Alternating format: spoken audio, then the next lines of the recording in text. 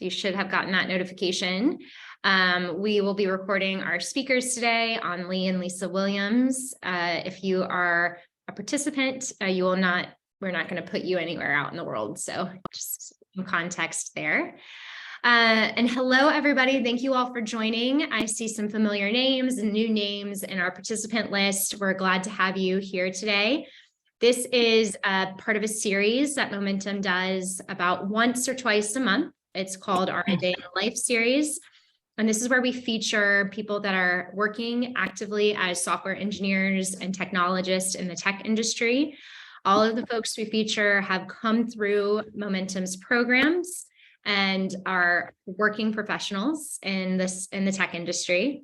And they're here to share with you their expertise, their experience of making a career change, learning how to code, and then, of course, while you all are here today, is understand what a day in the life is like and the roles that they have. So big thank you to our two speakers today, An Lee and Lisa Williams. An and Lisa both are associate software developers at a company called Insight Software. Insight Software is a global organization of about over 1,500 employees, and they work on software products for the Office of the Chief Financial Officer. So think accounting type of work, finance work, and they support software that helps folks in those type of roles do their jobs well. An and Lisa both graduated from Momentum's program last September. They were both sponsored by their employer, meaning their employer funded their tuition, their experience, and selected them to go through the program before they became software engineers. So they were hired based off of their potential and based off of their attitude and how they presented themselves in an initial round of selection. They were sponsored by their employer, came through the program, graduated in September, and joined the Insight Software team, and they've been there since. So we're really excited for them to share their experience with you all. The format of today's Day in the Life session is I'll go ahead and prompt them with some questions about their experience, get the conversation going, and then we are opening this up to all the participants, all of you who are joining today. So if you are tuning in and have questions, there are two ways you can ask questions. You can ask them by writing them in the chat box, or you can also use the reaction feature on Zoom to raise your hand, and we will be sure to make sure we get through everybody's questions in the audience. So that's the format for today. I realize I did not introduce myself. My name is Jessica Mitch Holmes, and I am co-founder and CEO here at Momentum. And without any further delay, we'll go ahead and jump into the conversation. So thank you, An, and thank you, Lisa, for being here. Hi, thanks for having me. Thanks for having us. Yeah, absolutely. Really excited to be here, and thanks to everyone who joined in. I remember, I think like a year and a half ago, I was also in one of these sessions as well. So it's pretty cool being on the other side of it now. Yes. Well, we really appreciate the pay it forward and giving your, in this case, I think you all are all Eastern time zone. So thank you for giving your lunch hour to the community. Yep. Well, to get us kicked off, I think it's always good to start with context for everybody. And so you're on the left side of my screen, so I'm just going to go to you naturally first. Pass it off to you, Lisa. Could you talk about, before you made this journey and this change last year, a little bit about your background, your educational background, and what you've done professionally pre-making the switch? Yeah, sure. So I graduated with a degree in environmental sciences, actually. And I worked in a few different positions, like in the environmental industry. I did a little bit of research at NC State. I did stormwater compliance at another company. And my most recent position before transitioning was as an environmental specialist at Circle K, which was primarily like a project management position. And, like in each of these positions, like I enjoyed my job and loved my coworkers and all that. But, the work itself, I just didn't really feel fulfilled and challenged in the way that I wanted to be challenged. And, luckily, like in each of these positions, I was able to like utilize technology in some way. Like I did like basic coding scripts and like Excel, and just got like a little bit exposed to that side of things, and it's kind of like piqued my interest a little bit in that realm of coding. And so I just did a little bit more research into it and realized that, like, I think I could be good at this. And I really get going when I start coding and like researching it. And so it just like it seemed to make sense, and so I decided to give it a shot, and I'm just so grateful and glad that I did. And that's what led me to researching momentum and then getting involved with Insight Software, and just going through the whole process.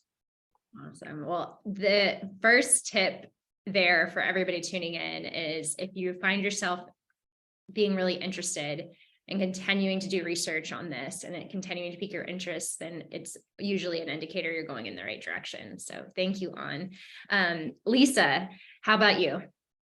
Yeah, I had a foreign language and art background, liberal arts school, Guilford College in Greensboro, and then was like bartending for a while. And few years ago at this point, somebody was like, I talked to somebody about maybe going through a coding boot camp, but it just didn't work out. And then it came up again. I guess we started, obviously several months before we started, and the opportunity to get sponsored came up, and I figured that was a sign that I should probably do it. And I'm, pretty grateful that I did. I do think having a foreign language background was helpful, though, just in the like knowing how to learn something, how to learn to read something that looks different to you. But yeah. Fantastic. So both of you have totally different backgrounds. You came across this field and looked into it, said, I'm interested in doing this. I have some different skills, but that are applicable to this, to coding. And so you made the leap and you joined Momentum last summer. Can you tell everybody, one of the most common questions we get from folks that are exploring this opportunity for themselves is, we work with adult learners. What is it like as an adult who you've already been doing something, you have some level of expertise or a profession in another field? What does it feel like to actually be in a 4-month full-time program and be picking up a new skill? What did that journey feel like? What did you learn about yourself? What advice would you have for other people as they think about if this was right for them? Yeah, so I would definitely say it's a little bit of an adjustment. Like I had been professionally working for a couple of years at that point, and so it's like, kind of shifting your mindset to being back in school. Like you're not working all the time, so you're just here to learn and absorb as much information as you can. It's it's just like kind of getting used to like having like that schedule again, where you're like in class learning things, and then like even outside of class you're like doing assignments, working with others. It's just like continuously learning. So being an adult, I had to like kind of adjust my lifestyle a little bit for like that 4 months. Like didn't really go out as much, and like couldn't do a lot of things that I was doing at the time when I was working professionally. But I mean, everyone around me understood that like I was kind of going through something that like required my full focus, and they understood that. So that was an adjustment, but yeah, definitely worth it. And just like general tips, like I think that like anybody can learn how to code, regardless of your background. It's not so much more about like your aptitude as much as it is your attitude, because like no matter your background, like I'm more of like a numbers guy, but coding is like very creative. And so like that caught me off guard, and I had to like, get used to that. And there are moments where I was, I don't know if this is really cut out for me, but anybody can do this. Like, it's really just a matter of like how much work you're willing to put in, and yeah, you can do it. It's definitely worth it as well. Yeah. Lisa have something to add to that? Yeah, well, I'm not gonna lie. I worked during my experience, but I was very lucky that I was working at a bar where I could essentially make my own hours, and I included those hours to be Sunday, where business was non-existent. And so those were basically like my study hall days, but I was working. So I mean, again, like Ann said, it's how much you want to put into it, right? Like I think that it's manageable. Even just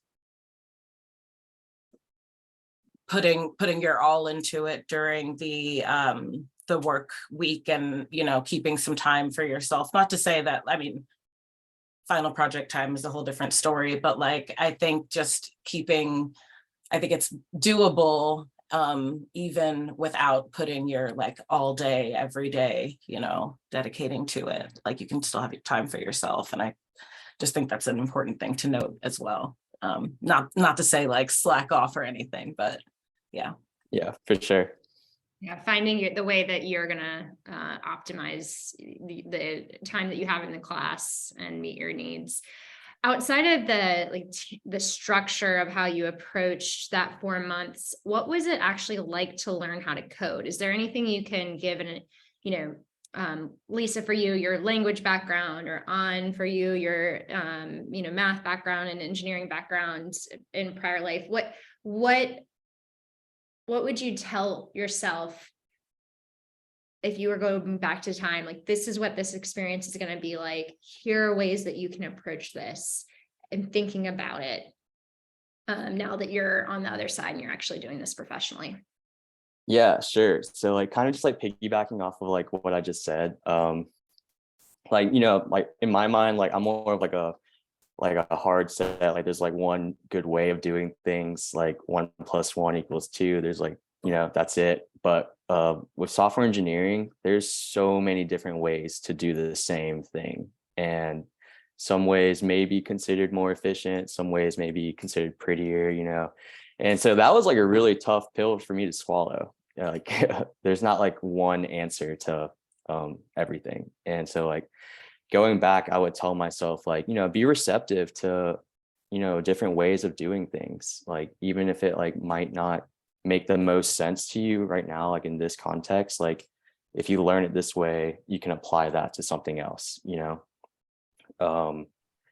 and just, a lot of the struggles that I encountered had to do with like, kind of like burning out. And something that I learned, and something that like I would tell myself, is like, it is equally as important to like take care of yourself when you're like learning something like this intense, because you can really like go down a deep rabbit hole sometimes when you're like researching stuff. So like, it's really important to like, go outside, take that walk, go for that workout, call your family members, like talk about something other than coding for a little bit, refresh your mind. That's something that I was really struggling with at first, but now I'm like really prioritizing it, and it's like paying off in dividends, just like kind of hitting that reset button every now and then and coming back to it with a fresh mind, fresh perspective. And it really helps you out mentally, and just in terms of like how much you can learn.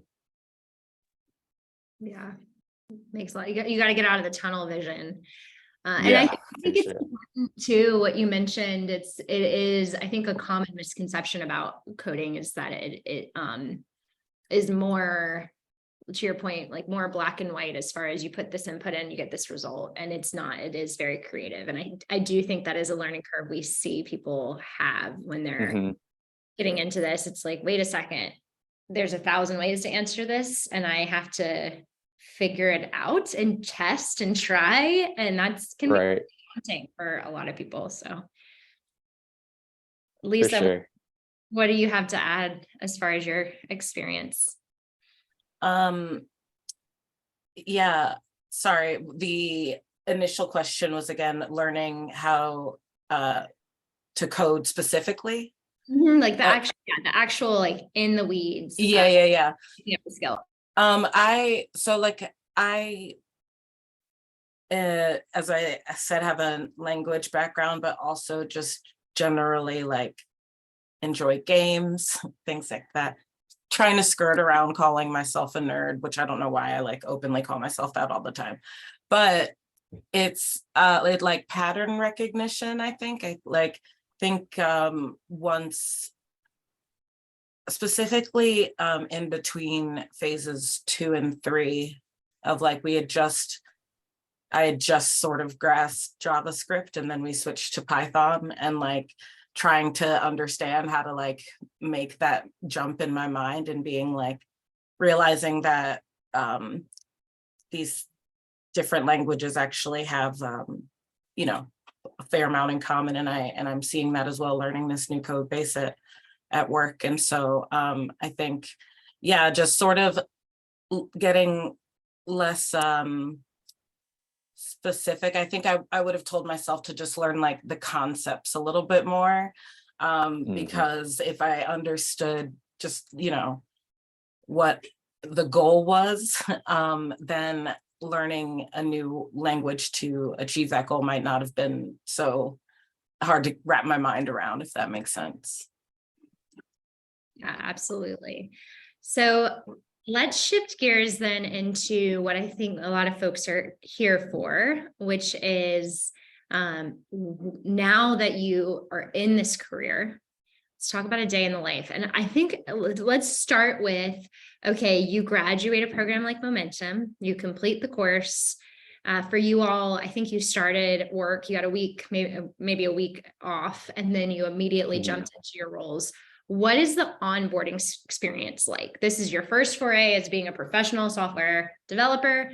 What's the first week at work like? Yeah, so our first couple of days, well, Insight Software, like for every new employee, they kind of put you through like what's called like Insight University, which is where like every new employee kind of like meets with HR, learn about everything that's specific to Insight Software, things like that. But once those days were done, we like dove into our individual teams. And for me personally, the first few days was just getting used to like the environments, like setting up my coding environment, like getting access to all the tools that we use, things like that. I wasn't like coding right away. It was probably like almost like a week before I started coding, just because like I had to do so many things, like getting permissions to like access these things, getting my devices set up, things like that. But it was a pretty smooth process, like there wasn't like a lot of like pressure, to start coding right away. It was more about like they wanted to ease us into things, which like I'm so grateful for. And yeah, it was a pretty smooth onboarding process for me personally. Yeah, there, like An said, there is the Insight University. There's like a whole slew of required security modules that you have to take, and because it is a financial security company, or company that works with money, it makes sense. And even now they do like trick spam emails to see if you respond or report it, which I mean, we are handling people's money, I guess. So, but worked through those. And I also would like to say that I am very grateful for our experience. Was a little different because even though, so there were 7 of us that got sponsored, but we're not all on the same team, but we were all able to like be in communication with each other and sort of like, what's your orientation like? And just sort of like talk to each other through it. Like I'm very grateful to have not done it totally alone, but yeah. And then after that, my solution specifically was watching some very entertaining videos on how to use Excel in the first place, and a lot of them. yeah, so again, it took a while to code and getting, your dev environment set up. So, Yeah. yeah, It was like we're, setting up like our environment, getting access to everything, and then also like getting to know our product, like our specific products, and like our business requirements. We had like walkthroughs, or I had walkthroughs of like my team's product and like things like that, and just like who different members on my team were. It was a whole lot of introductions, and just like making sure that you were ready, essentially. we were able to, I think like our first day, we were invited to the Scrum meeting. I don't think we went, but I remember by the end of the first week, at least joining them and being like, I have no idea what's going on, but like, I'm here, happy to be here. And so I'm just starting to like hear the lingo of like what we were going to be working with and stuff like that. That's great. Okay, so that was your introduction. And now, what is a day like or a week like? What do you do every day? How do you know what type of work to contribute to? How many meetings do you have versus how much time do you have coding? What is a day in the life? Yeah, so we work on an agile development team, which for those that don't know is like essentially like a product management methodology. And in Momentum, like phase 4, that entire time you're mimicking an agile environment. So what that means, like every morning you have your stand-ups with your team where you talked about, what you worked on yesterday, what you're working on today, and if you have any blockers, things like that. And then from there, I will like dive into my tickets for the day, and tickets are essentially just like tasks that you have to complete for your sprint. And a sprint is just like a block of time that you have to get everything done. This is all agile methodology.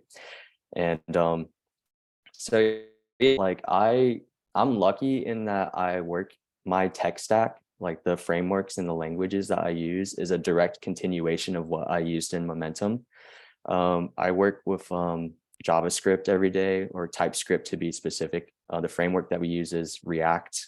And so I'm a front-end developer, like building an application that users interact with. It's like, setting up forms, the buttons, the design, everything of that nature. So yeah, we go through our daily stand-ups, start working on our tickets. Since I'm a junior, I will like some time to time we'll have like one-on-one coding sessions with like a senior developer on the team. For like meetings throughout the week, we're in a good amount of meetings, just talking about like the status of where we're at in the sprint, and like just like knowing what's on the timeline ahead so that we can anticipate it and ask the right questions so that when that time does come, we can just hop right into it. Something that's like huge in agile methodology is continuous integration and continuously working and continuously pumping out a product.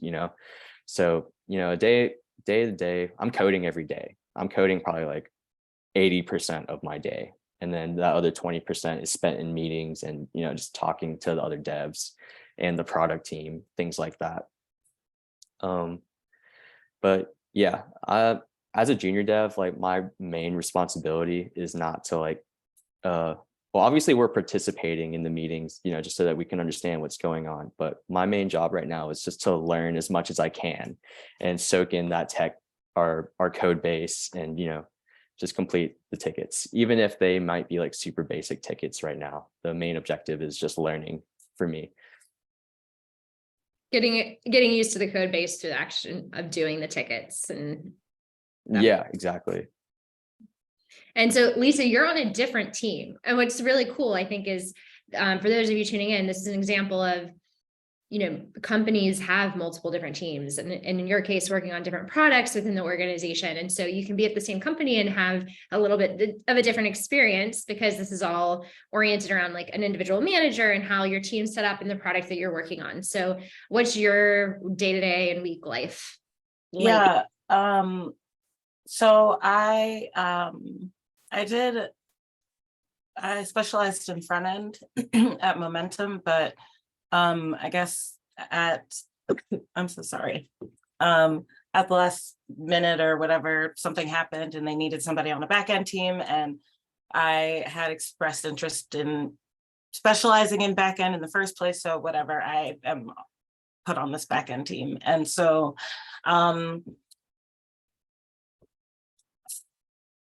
a lot of my day is, well, and so the tickets that I tend to get assigned are like small bugs and stuff like that. And so I'm learning the code base and this language and framework through debugging. And so it's a really interesting experience to feel like I can read C#, but I don't know that I could write like a whole class of it at all. I know maybe a very simple one, but yeah, so learning through reading it and debugging it, and there have been some company-wide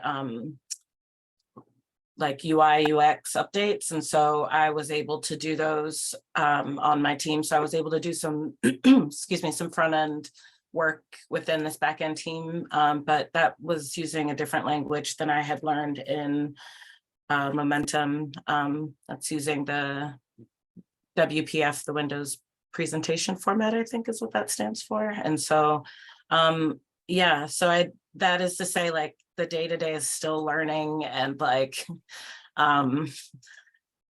still breaking things and still Googling, but like, with the intent of figuring out a specific bug. So yeah. So it sounds like, what we train at Momentum is we're giving you multiple languages and frameworks in the program, and you're having to learn how to pick that up in real time. And that continues when you get onto the job. Mhm. That's the experience that you're having to, is you're continuing to learn. And I think what makes this, what we like to remind people is part of being a professional software engineer or developer is being paid to learn, because it is an active part of your job, and your day is, I need to learn this, and so then I can apply it and fix this bug or write new code for this product. So Yeah. Just to like continue on that, like so like phase 4 of our Momentum program, we're like building something from scratch. And Lisa and I both had direct experience with this. We were working with like a library that neither of us had like ever worked with before, and so like we had to learn how to use this tool from scratch, and then like how to integrate it into our project. And I think like the biggest takeaway from that is like you're learning how to learn.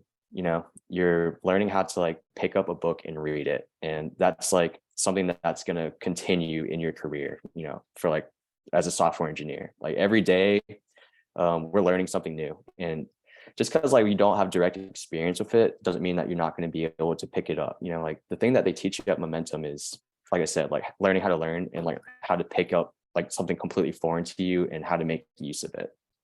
Like Lisa said that she was a front-end engineer, but now she's on back end. It's you're building transitional skills, and you're continuously building upon yourself too throughout your whole career. It's definitely a career that you need to have the attitude that you're never going to be at like a I'm done, like I know everything kind of point. Like it's nonstop, and it keeps you employed, keeps you on your toes, and it keeps you interested. So something to keep in mind. Yeah, never get bored. Well, that's a really good segue into, so I have one more question for you both, and then we're going to open it up to Q&A. So for all of you tuning in, this is your moment to get your questions ready, think through what you want to make sure to ask Lisa and An. And a reminder, we'll open it to Q&A in a few minutes. You can type your question into the chat box. Philip, we have a question for you, so we'll jump to yours when we open to Q&A. And then you can also choose to use the feature on Zoom to raise your hand, and then we will call on you and you can actually verbally express your question. And the rest of the time, hopefully we can answer all of your pressing questions. So to segue into that experience, we work at Momentum with people like yourselves that have made career changes or thinking about making career changes. And assuming that we have some folks tuning in that are thinking about making a career change, now that you've been doing this job for many months, It'll be 6 months and a week. 6 months in a week. Amazing. What would you say maybe surprised you about the job, or what is different about this profession and this career from what you were doing before? And what is it about it that makes it fulfilling to you, or that makes it a compelling career? And can you compare that maybe to some of your other professional experiences? Yeah, sure. I think like the biggest difference for me is the emphasis and reassurance on learning.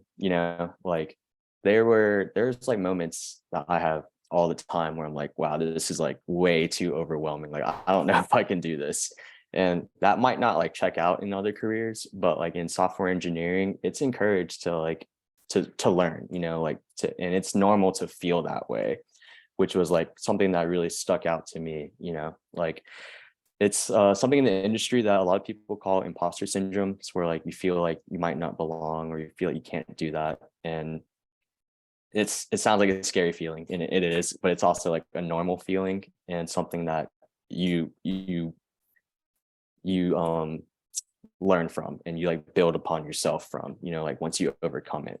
And like in my last career, I felt like there's like a lot to learn, but I just didn't really feel like, what's the word? Like challenged or encouraged to like, really develop my skills as much as I do in software engineering. Like there's projects that I'm assigned on where the whole point is like, you're going to build something and it might not even be used. And that's okay. Like the biggest takeaway is that like you learned how to like use this tool from it. And you're getting paid to, and that's great. So yeah, that's probably my biggest takeaway from it so far. So everything that you're doing is a skill that you're building on that you can take anywhere, and you've got it's to your point, you were paid to learn it somewhere. Yeah, exactly. How about you, Lisa? Yeah, I think one of the first big takeaways I got, like on my first ticket, was that I had come up with a solution that worked and was passable. And my manager and some of the senior devs were like, good job, but no, we would rather you take another week and like figure out like the actual root of the bug. And that was very new for me, especially like bartending or like high volume places, it's just sort of like throw it together and present it, or especially coming out of our crunch time of our final project.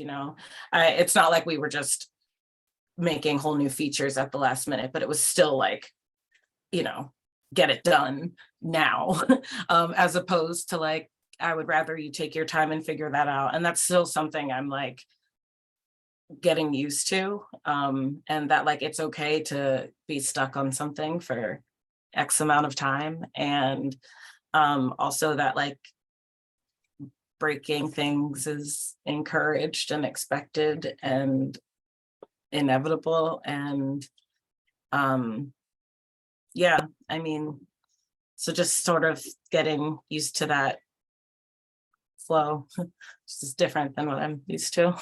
Yeah, absolutely. Well, we are going to go ahead and open it to the participants for your questions. And I'm going to go ahead and start by kicking it off with Philip's question that he wrote in the chat.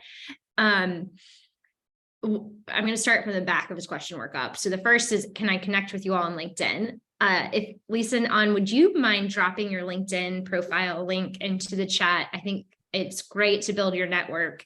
And Philip, you asked what are ways for new programmers to get their first job in software development without prior work experience in coding. I'm going to kind of start answering that question, and we'll toss it back to Lisa and An. Any profession in especially in tech, regardless of if it's coding or if you're going into sales or you're going into whatever role it is, there is an understanding when it's your first job that you don't have a lot of experience. And so there are roles that are out there, typically an associate level role. Sometimes they're called junior roles. Sometimes they're called associate software engineer level 1. Those are the types of roles that you should be looking for. And you have to typically network your way into a company. So it doesn't mean you have to have a contact there when you apply, but it's always good to accompany sending in an application to an organization with also finding a human on the other side of that application. So reaching out to the general inbox that they might have on their careers site. Usually it's like a careers@companyname.com, or going onto their LinkedIn profile, connecting with some of the recruiters at the organization. You always want to make sure that you're making a human connection on the other side. And even in the digital first world that we're living in, that's so important. So that's my biggest recommendation to somebody that's trying to break into the industry and you don't have much experience yet. The other thing that you should try to do is there's so many open source projects that you can contribute to, and you want to be able to start proving that you have the ability to do this job. And sometimes that means taking on a project in an open source community where you're writing code and you have professionals that are reviewing your code and accepting it, merging it into a larger code base. There's all sorts of ways to get involved like that, but you're going to have to put in the work, and you're going to have to know that the first job out of the gate is the hardest job to get. And it's going to require you to put a lot of leaning in work to get it. An and Lisa, I think the approach that they took is also available to you. And we have an announcement to make at the end of the session today about another opportunity similar to theirs that you can access. But getting trained and making that connection with the company and having the company invest in your training is also a really good way to get in the door. I would say our experience is so many tech companies are willing to, and they see the value in investing in new talent. So Lisa, I don't know if there's anything to that you might want to add. Yeah, I would definitely, this is something that like you get through the program too, but something that is huge is obviously having a portfolio, like having proven projects that someone can like look at and, you know, be able to see your level of coding. I think that's huge. You know, throughout the program, you're going to be building different little projects, and especially that phase 4 project, it's like a really big project that looks good on your resume. And so like, you know, when you're applying to jobs out there, if you're doing it through LinkedIn, like maybe like have your like portfolio posted in your bio or something like that, and just like, you know, have some like real tangible projects under your belt where like you can say like, yeah, I built this in React and I used TypeScript and Redux, and you know, it accomplished this. You know, just have something tangible. I think that's really huge that some people overlook. Sometimes people are just like, I'm just going to send out applications and, you know, get like 1,000 certifications. But I think like a project under your belt really shows that you are a good developer. Yeah, I mean, I agree. There are a lot of resources out there, and almost like an overwhelming amount, but pardon me, I think if you sort of broke it down and was like, I'm going to learn intro to JavaScript this week, like, and went that way, I think, you know, there's just a lot of resources for people out there. And yeah, I still take some of the during the boot camp, we had these like little training module things, and I still do those to try to help learn this new language I'm working in. So Oh yeah, definitely. I didn't mean to like knock on those courses at all or seem like yeah. I take those courses No. all the time too. Yeah. What I'm saying is just like those projects though, they do look good. Yeah, they do. And some of those, I mean, there's like also training courses that you end up with a project. Like there's some things exactly. you can find online, like build a basic React app, like resources for free, you know, so just starting to do those things. Yeah. Absolutely. And that kind of segues into the next question that we got about how do you switch jobs once you're, already in a role at a company and are ready to advance or wanting to advance. How do you proceed? And I think it's really the same advice. If you're already in a company, networking within that company is really important. Having a conversation where you're expressing to another member of the organization, I'm really interested in exploring a new role. I would like to get more skills and progress into another position on the company. You have to, I think something that that might get underestimated is how much of your career is reliant on you being able to communicate well with other people. Because at the end of the day, it's just a company is a collection of humans that are doing work. And so much of what you have to do is be able to say, this is what I'm interested in. What is the pathway for me to get there? I am curious about these things. Can I apply them to my current job? I want to try these different skills. And it's so important. And I don't know, Lisa and An, if you have examples of where you already applied that within your first 6 months at Insight Software, where you've raised your hand and asked for more training or more support or to get involved in something. Do you have examples where you've picked up new skills and you've had that dialogue internally with somebody? Yeah, absolutely. At this stage in my career, I'm in the mode where I'm not going to say no to like any task, and I'm like just like trying out as many different things as I can. And so like my manager has like told me on multiple occasions, like if you like are starting to learn more and like think that you might have an interest in like the back end or like DevOps or QA, like let us know and we can assign you like even like the most basic tickets just so that you can get a little bit more familiar like with that tech stack and like that side of the business. It really is like Jessica said, just being open and communicating like what you want. As far as like specific examples, well, I'm like in front end engineering right now, and I am just learning everything I can about front end development, but there's also like the business side that you also learn, like things specific to your product, things specific to like agile development. I've had talks with my manager about getting like my Scrum certification. Just like there's opportunities there, and you just kind of have to express yourself that you want them and you're interested in them, and then they'll eventually, they should be receptive to it. Yeah, I am realizing that I'm grateful for we have weekly one-on-one check-ins with our managers. Yes. And my manager is like, a goal of mine this year is to get better about working on my team's goals. So we're going to talk about goals, and he like basically approaches it like that. And so we're both like, but like getting the conversation going, and I know Insight Software specifically has like an in-company like career ladder something, and reading over that, and because like even within software engineering, like there's like, do I want to go more into like testing or in the like cybersecurity aspect, and like there's like so many ways to go, or some like I think within our team it branches like from architect to like the product managing, like people managing versus code managing essentially.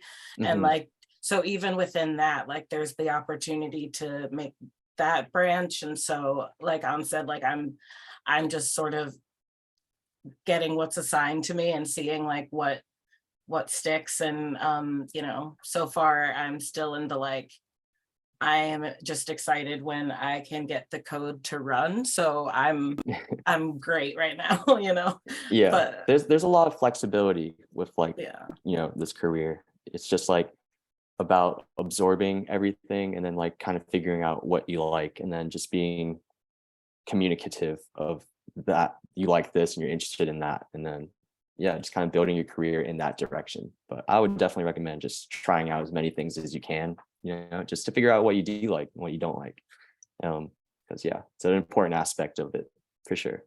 Yeah, you'll find your strengths as the more experience you get. To your point, I love the Mhm. comment of, I'm going to say yes to everything right now, because you don't know what you don't know yet. And the more experience you get, the more you're going to be able to look at what you enjoy doing and where you think your strengths lie, and you'll carve a pathway out.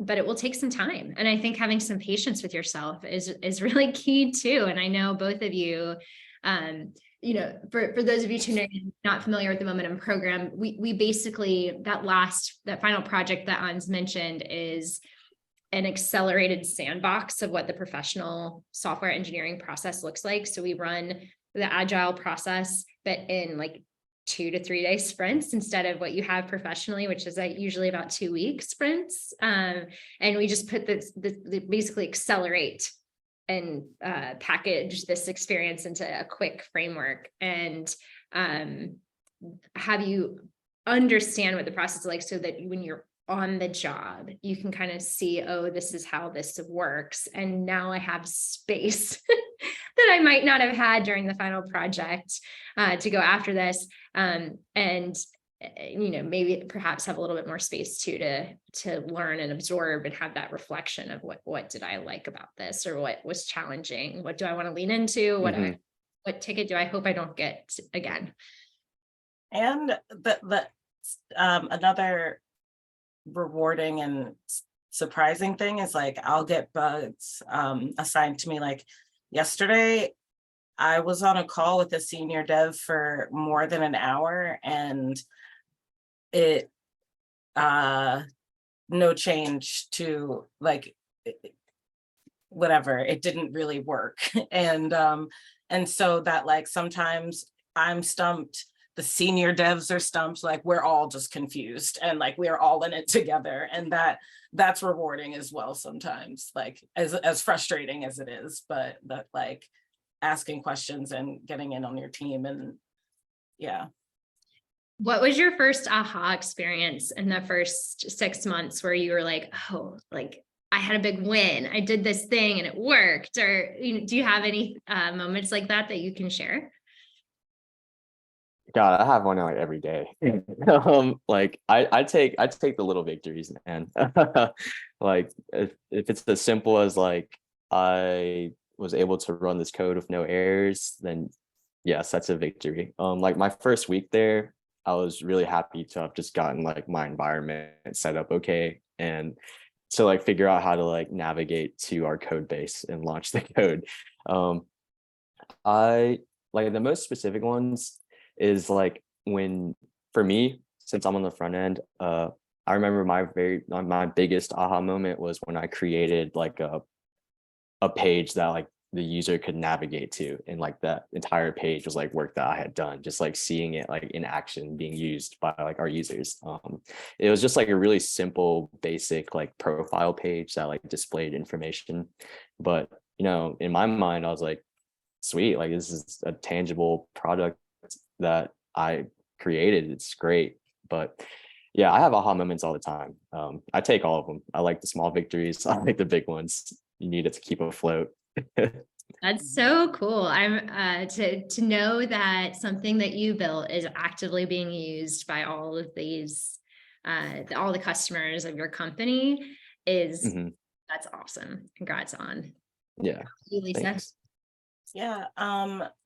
Similar to on, like, especially our learning the framework, and the solution I work on is it's a little dated, and so some of the work we're doing is like updating it. And so just the times that I can just get it to build, like I am happy. And also I'd say the first like really exciting moment was when I was when I submitted my first pull request, and like you see like my name and among the contributors like on this big project, feels rewarding. But yeah, like any time that I properly debug through something, and or like when sometimes we'll get a ticket and you try to replicate the bug and you can't. And so, and those moments when you're like oh, I was able to replicate the bug, like that's exciting too, you Mhm. know, because sometimes just getting the environment properly set up to get it to go wrong can be a whole thing in itself. So, yeah. That's awesome.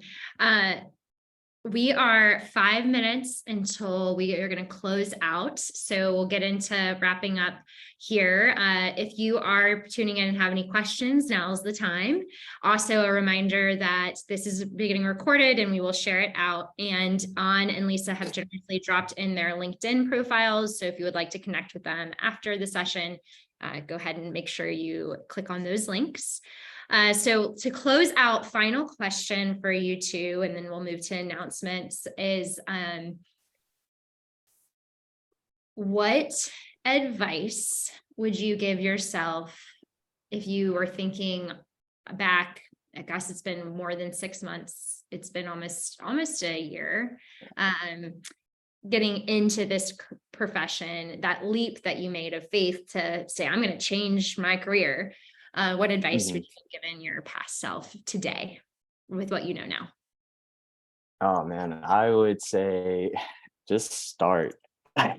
So like something that I experienced was like decision paralysis, you know, just like so many things that like you could be doing that you end up doing nothing at all. And so like even if it's just like for me, like just like starting like coding a little bit on the side, you know, like just start. Like the sooner you start, the more it's like a snowball effect, you know, like the more you'll get into it, the quicker you get into it. But yeah, for me, I wish I would have like just, you know, decided not to like settle in like where I was at so late, you know, like just start. Give yourself that shot, take that opportunity. And you could be surprised at where you end up. It's really good advice. Yeah. I I mean, I sort of mentioned it earlier, of just if I could have talked to myself at the beginning of Momentum, of like, I would have told myself to get a little more conceptual, like to just sort of understand the you know what I'm trying to do, what writing code is and stuff. And you know, I'm grateful that within our team, we definitely had some of our teammates would recommend, like, you know, there's JavaScript courses or like certain YouTube videos to watch and stuff. And so just like really like looking into those like resources that aren't necessarily, you know, reading something, that there's all sorts of ways to like absorb the information. So find a method that you're gonna be able to absorb and know Yeah. that it might be different from the person that's working with you. Yeah. And that there's many, you know, like if you're not getting it, you know, and by reading a document, that there could be a video that breaks it, that there probably is a video that breaks it down for you, you know, and to just sort of look into those things. Lots of modalities for sure. Well, thank you so much, Lisa and An, for joining us today, for sharing your expertise. To close us out, I do want to express to everybody that's tuning in that there is another opportunity coming available, and we are making the big announcement tomorrow. But there is another sponsorship availability for this year with Momentum. If it's something that you're interested in, if you would like to go through our program with the employer sponsor behind you, there is a application that's coming out. Actually, you can go ahead and apply to our course on our website and let us know that you're interested. So stay tuned. This announcement will come out tomorrow. We do have, again, another employer sponsorship opportunity. With employer sponsorship opportunities, you actually interview with the employer upfront before you start the program. So you do have a process to go through. You have to be selected by the employer. So with that said, what was maybe one thing you did that you think you, An and Lisa, you could express with other people that you did in that vetting process up front with the employer that landed you the opportunity for sponsorship? If you could give a tip, and then we will close out on that. Yeah, I mean, be authentic. Like there's behavioral questions, like interview things that you can prepare for too, obviously. But like I think that like just like be yourself and show that you have like a genuine interest. And because like people can pick up on that when you're like really mean what you say and like are actually excited about things. So I would say, yeah, if you're interviewing with this company, just like, you know, really show off your enthusiasm, like your desire to learn. You know, I think that's really important. Having the right attitude is key to success in general, but for this one specifically, yes. Yeah, and you know, now that I think about it, I certainly the technical part of interviews is important, but it makes me just think about how important the non-technical part of interviews is as well, like that they Yeah. essentially took this chance on us based off of our like personalities, like resumes, I guess, you know, like, you know, not coming directly out of whatever, but so just that, so like said, like being authentic and expressing that, like, and I think it's also a testament to like, if you are willing to learn, you can learn code, and if you express that like you are willing to learn, then that is apparently it was apparent in us, which is how we got our sponsorship, you know. So, but also that it's also really important, the non-technical part and like the personality part, and is clearly just as important, right? Like that part, it can get you a job with no experience in theory. So. Absolutely. Well, thank you all for, again, sharing your experience. For those of you, if you're interested in another opportunity like this, stay tuned. Our announcement comes out tomorrow. And I will say that these tend to be really competitive. I think we had 120 applicants for the 7 roles that An and Lisa were able to get last year. So congratulations to you both on a successful start to your career in software engineering. It's been a pleasure working with both of you all. And with that, we conclude today's A Day in the Life with Momentum. We'll post the recording and we will do this again. I keep looking out for our meetup page for future events like this. Thank you all for your time, and we will close out today's session. Have a wonderful. All right, thank you. Have a great one. Bye, everyone.